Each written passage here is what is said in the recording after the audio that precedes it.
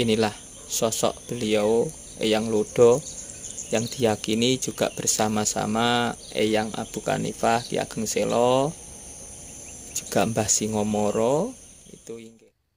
Ayo manut tuntunane ulama kuno.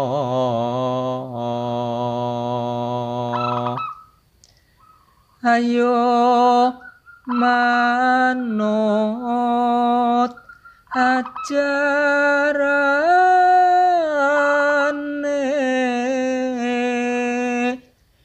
Jeng Sunan Kalijaga dikir tahlil. Assalamualaikum, bismillah, alhamdulillah. Kita ketemu lagi dulur di Yogis Channel. Di belakang saya ini gapuro pintu masuk pemakaman umum, sekaligus ada di sana makam ulama besar yang dipercaya ataupun diyakini sebagai orang yang babat alas dusun Maron Solo Kajang, Desa Solo Kajang, Kecamatan Serengat, Kabupaten Blitar.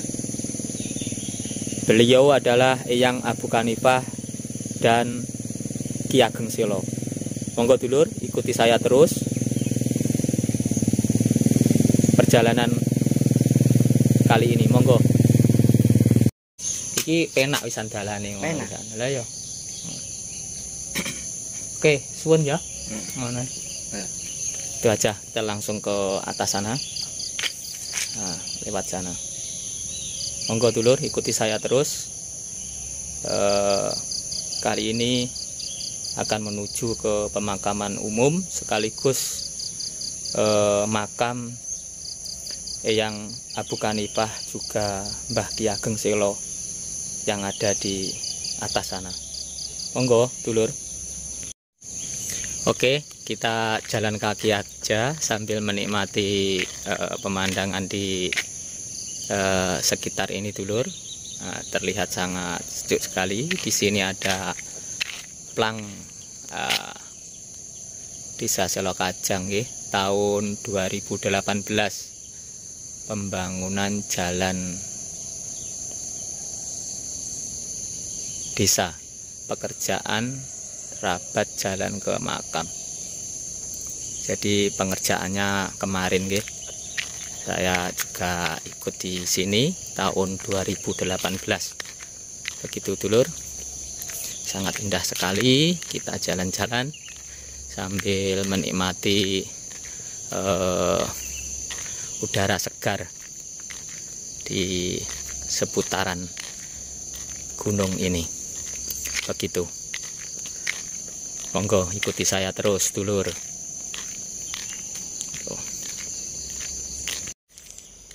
Oke, ada belokan, kita hampir sampai di lokasi dulur. Oke, ini ada belokan, kita nanti ambil jalan yang ke kanan. Oke, sudah terlihat Musola Al-Ikhlas beserta tandon air. Nah, itu pemakaman umum. Baik dulur, sekarang saya ada di pertigaan jalan yang di atas puncak Gua Tumpuk. Jadi kalaupun kita ambil jalan yang ke kiri, itu menuju ke area wisata Gua Tumpuk. Nanti kita ambil yang jalan ke kanan, ini menuju ke Musola Al-Ikhlas, juga makam Mbah Abu Kanifah juga Mbah Ki Ageng Selo. Memang makam musola ini juga mengandung cerita panjang dulur. Jadi musola Al-Ikhlas ini didirikan kira-kira 4-5 tahun yang lalu. Saya bersama rekan-rekan ini cuma punya niat, jadi modal sama sekali tidak punya, tapi karena keinginan juga niat rekan-rekan semuanya sangat besar, alhamdulillah bisa berdiri musola di atas gunung yang kalau dipikir secara logika sangat sulit sekali mendirikan bangunan di atas gunung karena air juga sulit, juga bangunan di sini kalaupun dibangun tidak permanen atau bahasa sekitar sini ataupun wong Solo Kajang ngarani nggak dirosani, itu sangat berbahaya karena tanah di sini itu tanah liat, lempung, itu gerak. Jadi kalaupun biaya ataupun bangunan di atas ini seumpama seperti itu dibuat di bawah, di area bawah sana, itu bisa menjadi 2 bangunan ataupun lebih. Tapi syukur alhamdulillah karena juga dukungan masyarakat luas, juga karena juga pastinya izin Allah, pembangunan tahap demi tahap bisa terwujud seperti itu. Monggo kita lanjut perjalanan menuju makam Eyang. Ikuti saya terus dulur, tapi jangan lupa dulur, saya selalu minta dukungan panjenengan semua. Yang belum tombol subscribe monggo ditombol, yang sudah saya ucapkan banyak-banyak terima kasih. Semoga saya kedepannya bisa memberikan tampilan ataupun video yang lebih bagus, juga bermanfaat buat banyak manusia. Nggih, monggo. Assalamualaikum ya ahlal kubur. Itulah dulur pandangan musola Al-Ikhlas yang 4 tahun lebih udah berdiri di atas Gua Tumpuk. Nah, ini area itu terlihat pohon asem, itu di bawahnya itulah makam Eyang. Monggo ikuti saya terus dulur, kita menuju ke kebetulan ada sepeda motor, sepertinya ini ada pengunjung yang lagi sholat di musola Al-Ikhlas ini dulur. Monggo ikuti saya terus, ini pohon asem.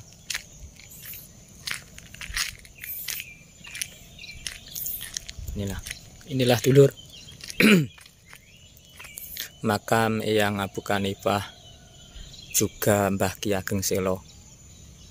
Itu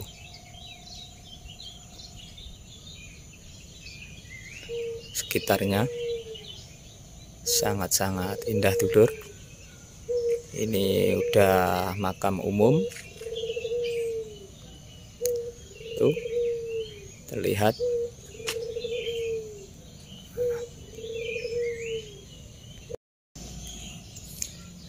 Inilah dulur area pemakaman Eyang Abu Kanifah, sekalian juga Eyang Ki Ageng Selo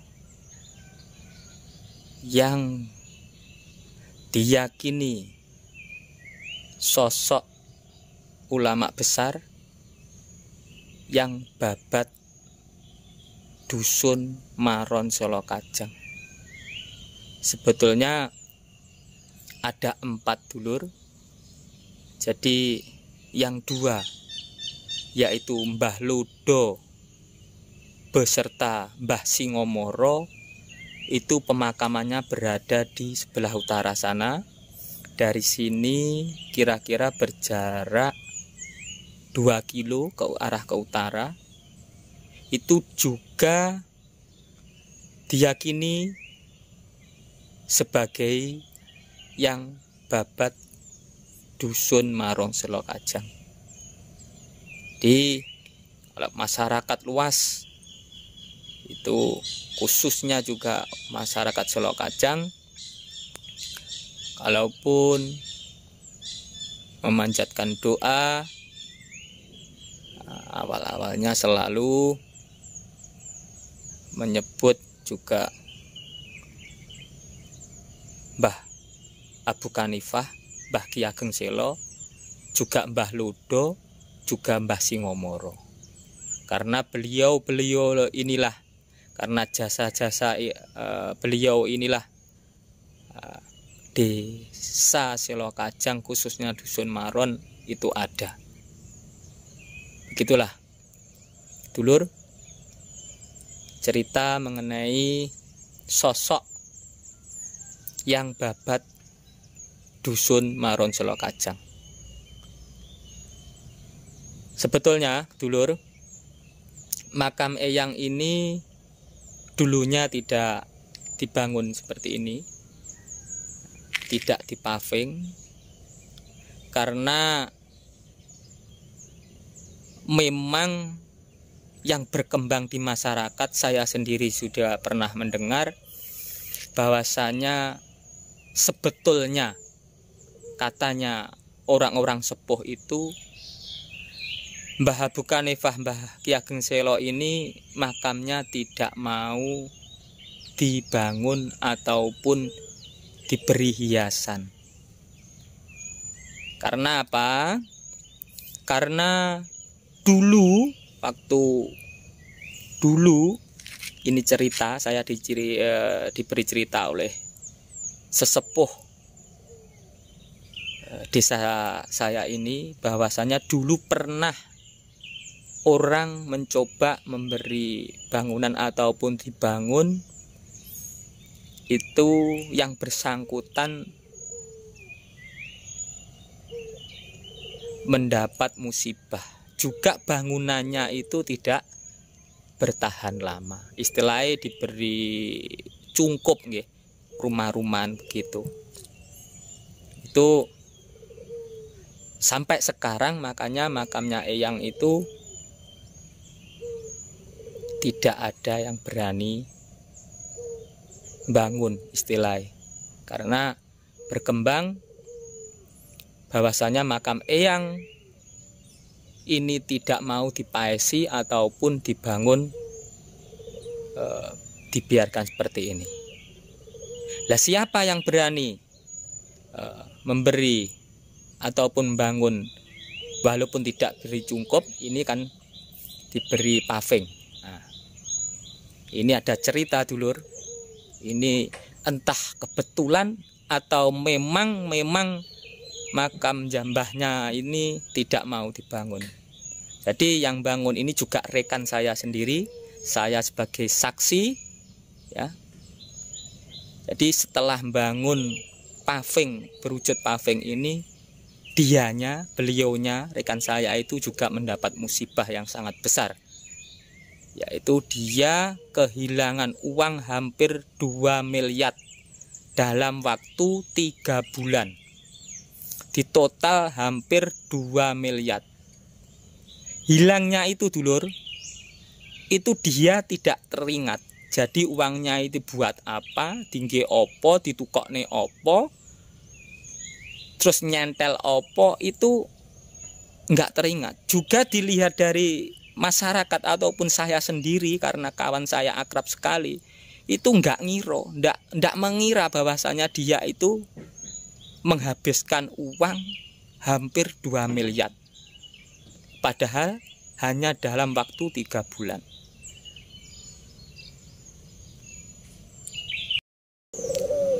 Pasti dulur-dulur bertanya, kok bisa uang segitu hilang tapi dia tidak ingat, juga tidak nyentel ataupun diberikan apa-apa. Begini ceritanya dulur. Rekan saya itu, mohon maaf, itu bisnis di jual beli ataupun sebagai pedagang, nggih. Pedagang kalau di daerah saya itu sudah wajar. Jadi beliaunya itu pedagang sapi. Jadi wajar kalau masyarakat ataupun petani yang punya hewan itu dijual pada yang bersangkutan, ya teman saya itu. Tapi istilahnya orang sini uangnya ditempok nih. Jadi durung butuh duit, belum butuh uang. Nah, itu dia memanggil rekan saya itu suruh membeli, tapi udah kamu bawa 3-4 bulan lagi baru saya butuh uang. Lalu minta. Itu sudah lumrah, sudah biasa kalau di daerah saya. Itu karena teman saya itu pedagang, memang kelihatannya, memang saya sendiri sebagai saksi nggih, rekan saya itu anaknya tekun, juga rajin, juga ndak neko-neko. Jadi banyak orang yang percaya memberikan apa itu istilahnya, hewannya untuk ditempo. Nah, udah kamu bawa uangnya, saya 7 bulan 4 bulan sudah biasa kalau di, karena kebanyakan petani biasanya hewannya banyak, terus nggak nututi lek ngarit, dilong. Udah kamu bawa, nanti 5 bulan 6 bulan saya butuh uang, kamu carikan nggih, baru kamu bayar nggih, gitu. Itulah dulur rekan saya. Karena saya bisa bicara gini, saya yang mendampingi beliaunya, teman saya itu waktu shock, waktu pikirannya itu terguncang karena musibah itu. Jadi total uang itu hampir 2 miliar. Jadi dia itu terasanya begini dulur. Jadi waktu ada petani yang butuh uang jatuh tempo, dia itu bingung untuk membayar atau mengembalikan uang si petani itu. Padahal petani itu juga orang sini aja. Baru curhat, nah, istilahnya pecah nom, curhat ke saya. Kok gini saya tanya, terus uangnya kemana? Aku gak ingat, aku nggak ingat. Sing tak ngumuni ku lho, dir, tak ngumuni ku. Beliaunya bicara gitu sama saya, tak ngumuni ku. Setiap aku nyang pasar sapi, setiap dianya itu di pasar sapi, setiap dia membawa uang 50 juta lebih atau uang berapa jutaan itu, ada seseorang yang pasti tahu. Lalu diminta uangnya itu diminta orang itu, tidak sadar itu selalu dikasih.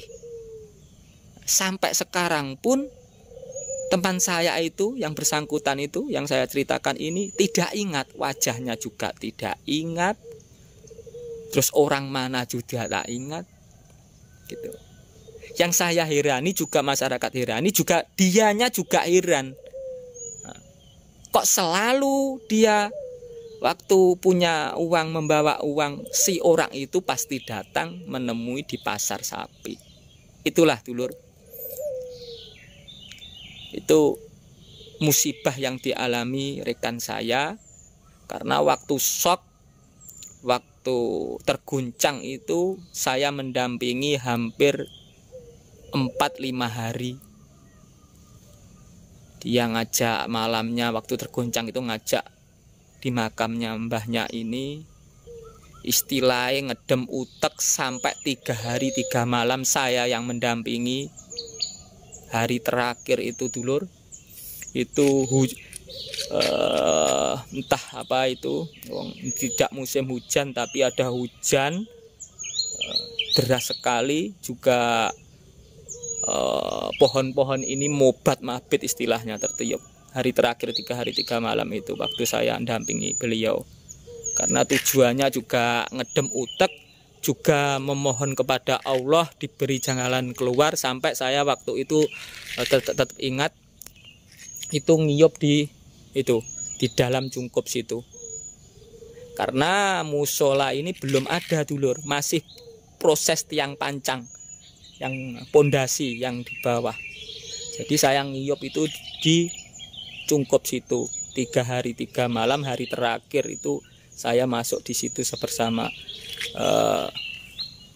rekan itu. Jadi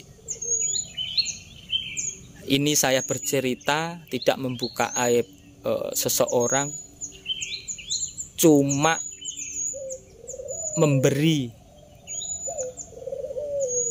gambaran atau cerita bahwasanya memang mau tidak mau kita akui bahwasanya makam mbahnya ini betul-betul keramat, juga betul-betul tidak mau sebetulnya kalau dipaesi ataupun dibangun.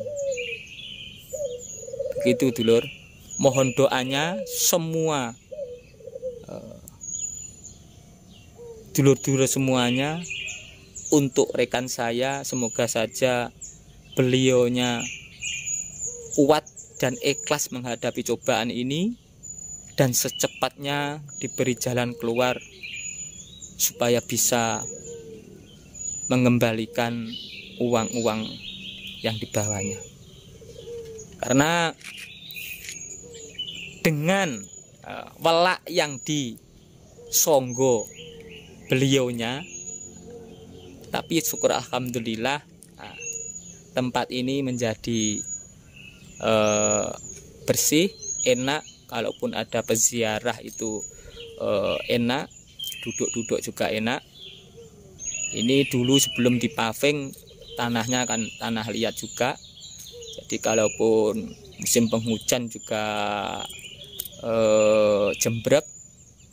Tapi sekali lagi itulah cerita mengenai makam Eyang Abu Kanifah dan Mbah Ki Ageng Selo. Begitu dulur. Selain itu saya juga punya cerita mengenai kekeramatannya ataupun pantangan orang yang datang ziarah ke makam mbah ini. Itu waktu saya masih bujang, saya itu pernah diajak suruh ngantarkan rekan saya. Rekan saya itu laki-laki,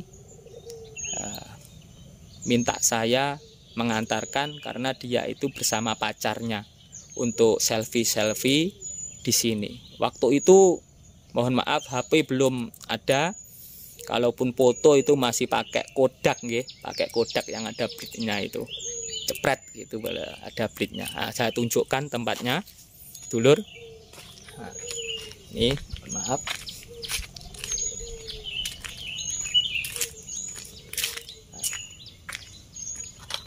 Disinilah dulur, saya teman saya itu selfie bersama calon istrinya ataupun pacarnya. Itu saya mengambil, dianya duduk di situ menghadap ke selatan. Dari saya foto itu dari selatan sini, arah ke sana, mengambil background makam mbahnya. Begitu dulur. Jadi saya kira waktu itu belum terasa kalaupun dianya itu dalam, mohon maaf, dalam keadaan tidak suci, mohon maaf. Jadi belum entah si putri itu, mohon maaf, waktu datang bulan ataupun gimana, Itu waktu rekan saya itu duduk di sana, saya yang mengambil foto itu. Saya foto 1 kali, karena ada bliknya, ada sinarnya itu. Cepret gitu, bliknya itu tidak mau nyala. Lalu saya coba, saya buang, tidak saya arahkan ke backgroundnya makam ini, saya buang ke atas itu bisa nyala. Lalu saya suruh lagi, udah siap, 1, 2, 3, cepret, juga tidak mau lagi. Lalu dianya bilang, Bu Andi saya coba yang Leo. Saya coba lagi, lainnya bisa nyala lagi. Lalu saya persiapkan untuk ngambil foto dengan posisi rekan saya duduk di bawah asem itu, background makamnya mbahnya ini juga tidak mau nyala. Jadi 1, 2, 3 kali baru saya itu sadar. Saya tanya, mohon maaf, awakmu mau? Kamu tadi dalam keadaan tidak suci, gitu dah. Terus dia mohon maaf, ini betul-betul real, kisah nyata yang saya alami. Dia berkata, iya. Saya langsung ajak pulang.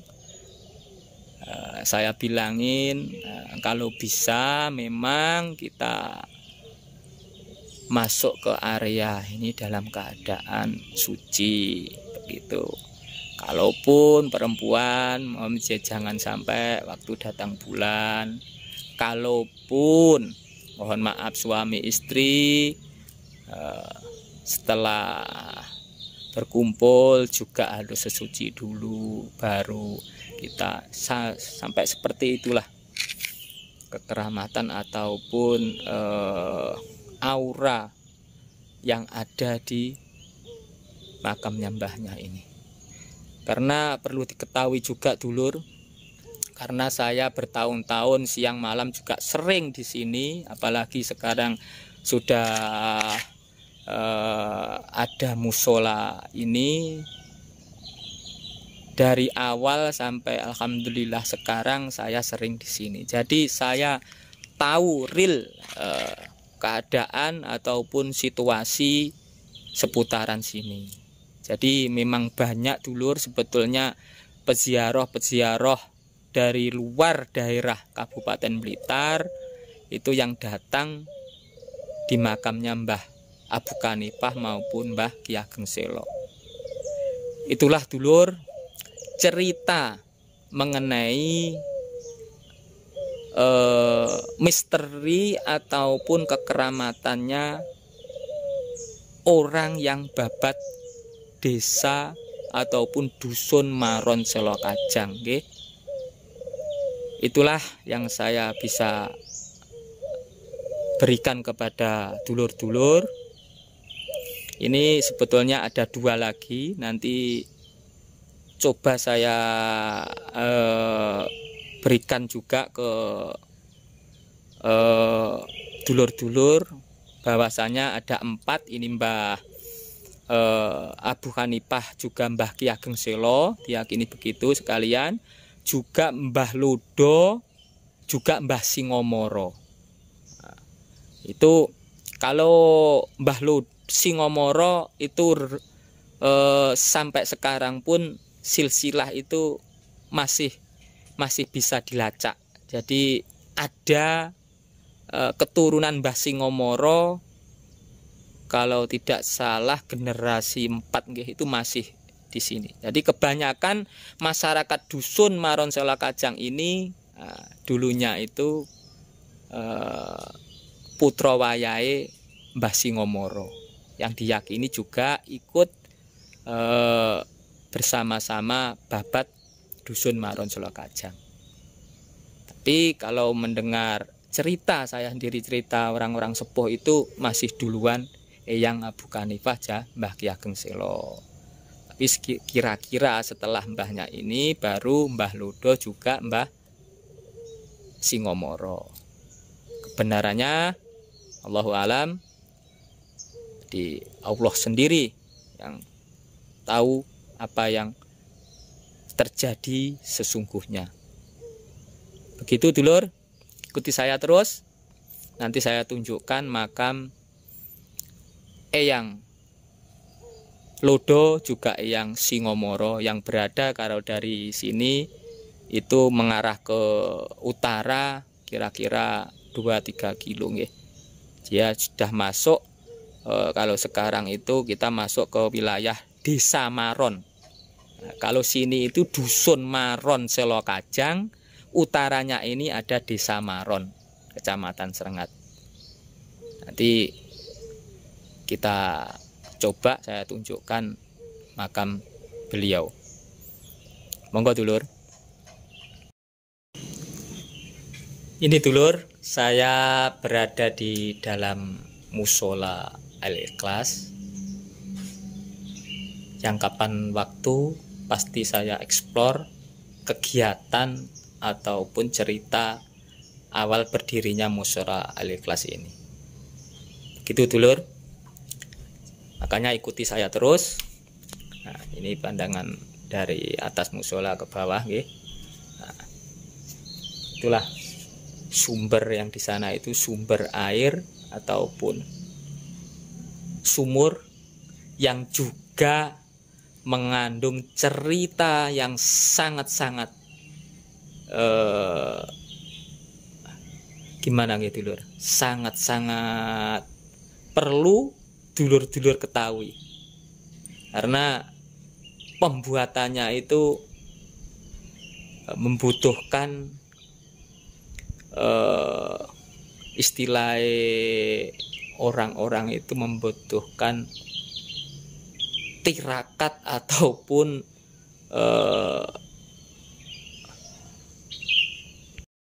nah, sinilah dulur, kita terlihat juga sumur ataupun sumber air yang juga mengandung cerita yang perlu dulur-dulur ketahui, bahwasanya sumber air ini dibuat rekan-rekan itu hampir 7 hari pengerjaan, juga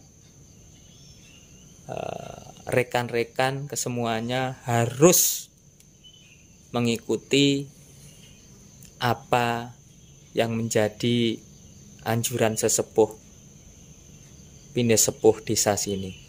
Jadi sambil membuat sumur juga tirakat bersama-sama, karena perlu diketahui dulur, lokasi sumur itu berada di puncak gunung, masuk area wisata Gua Tumpuk.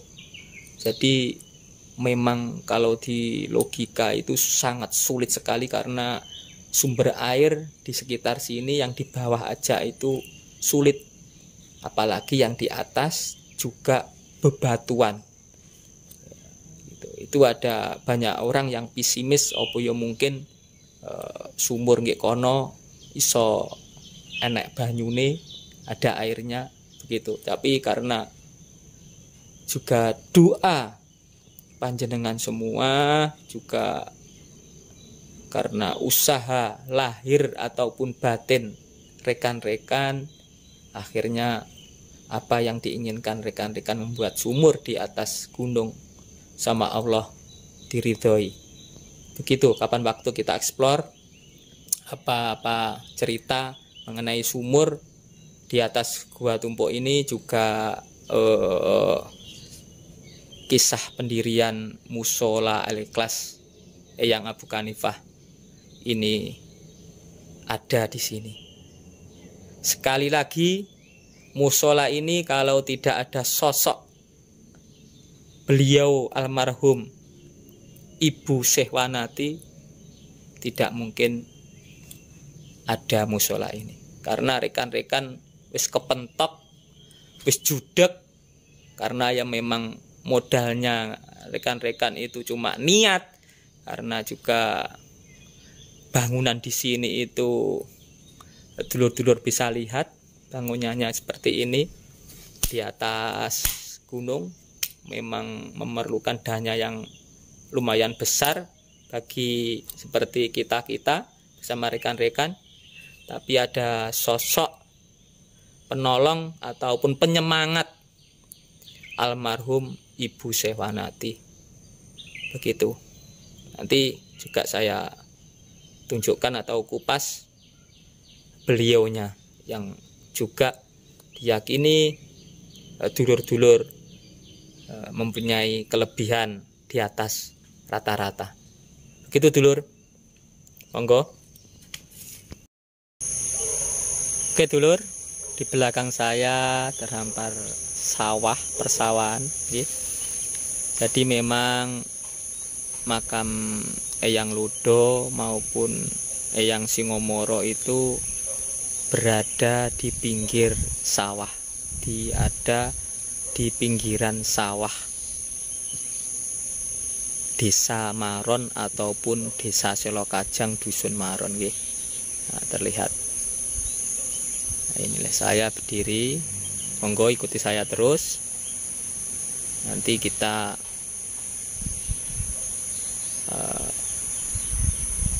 masuk ke area makam Eyang Ludo ataupun Mbah Singomoro. Monggo dulur. Nah ini dulur, ini ada jalan kecil menuju ke makam Eyang Ludo ataupun Eyang Singomoro. Monggo ikuti saya terus. Dulur, inilah makam Eyang Ludo yang saya katakan. Ini diberi cungkup belum lama nggih dulur, barusan sepertinya. Jadi inilah sosok beliau Eyang Ludo yang diyakini juga bersama-sama Eyang Abu Kanifah Ki Ageng Selo, juga Mbah Singomoro itu yang babat Desa Maron ataupun Maron Selokajang juga. Inilah makam beliau. Monggo kita lanjut ke arah barat sedikit, kira-kira berjarak itu di tengah sawah itu ada makam, itulah makam Eyang Singomoro. Monggo lanjut kita ke sana. Oke dulur, kita udah mulai memasuki area pemakamannya Eyang Singomoro. Memang makam Eyang ini berada di sekitar sawah, nggih. Ada di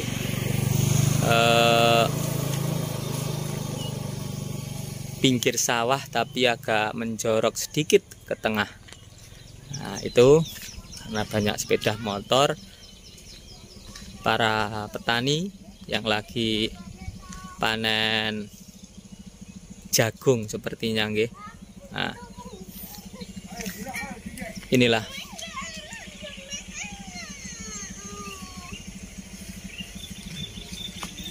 Mbah Karibah.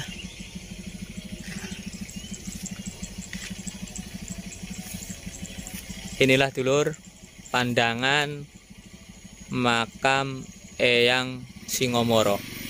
Coba kita dekat.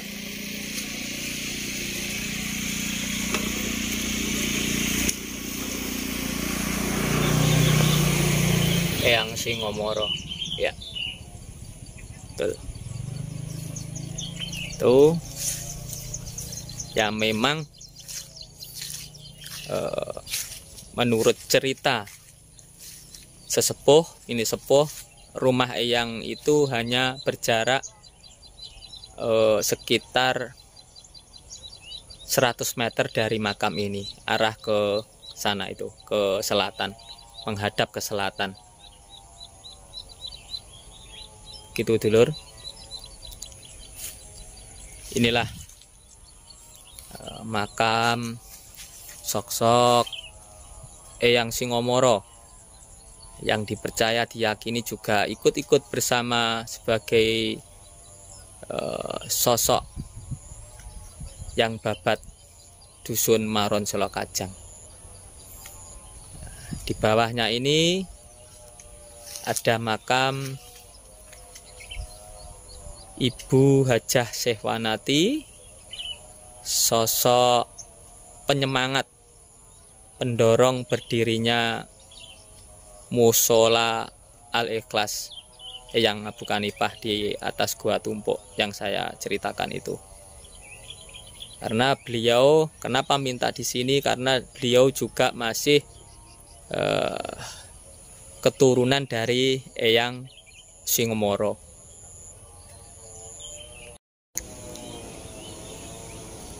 Eyang Singomoro inilah dulur, sampai sekarang keturunannya masih tersebar kebanyakan di Desa Selokajang.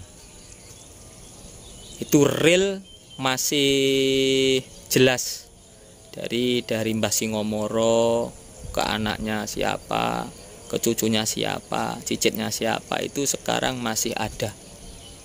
Karena saya juga sering kumpul di acara keluarga besar Singomoro. Nah, alhamdulillah saya sendiri juga termasuk keturunan dari Eyang Singomoro, dari kakek-kakek saya. Begitu, dulur. Gitu saja, dulur,